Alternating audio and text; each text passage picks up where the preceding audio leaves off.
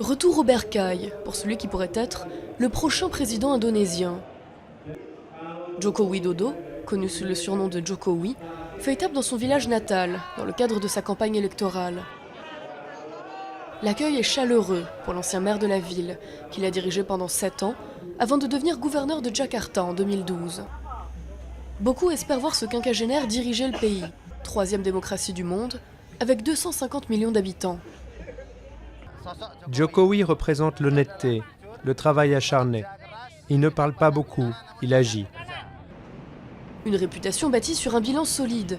À Jakarta, il a introduit des cartes d'accès aux soins et à l'éducation pour les plus démunis, lancé la construction d'un métro et instauré des mesures de prévention des inondations. Dans le village où il a grandi, un marché a été mis en place pour les vendeurs de rue et des appartements ont remplacé les taudis. Avant, il y avait des inondations là où on vivait.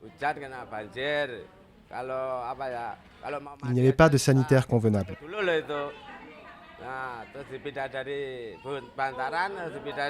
Maintenant que nous avons déménagé ici, nous avons des infrastructures complètes et tout va bien.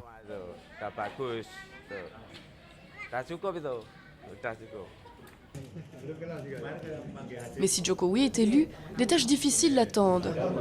La corruption est l'un des fléaux du pays et l'économie florissante, la première d'Asie du Sud-Est, est en perte de vitesse. Plus de la moitié du pays vit aujourd'hui avec moins de $2 par jour. Les détracteurs de Jokowi critiquent également son manque de poigne par rapport à son rival, réputé pour son autorité.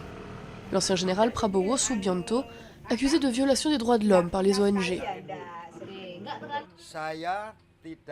Je ne vais pas voter pour Jokowi parce qu'il n'est pas assez ferme. Alors que Prabowo, lui, va mettre en place un gouvernement fiable. L'écart se resserre entre les deux candidats à l'approche de la date de la présidentielle prévue le 9 juillet. Si Jokowi l'emporte, sa ville pourra se targuer d'avoir réussi à hisser au sommet du pouvoir un homme aux origines modestes, fils d'un vendeur de bois.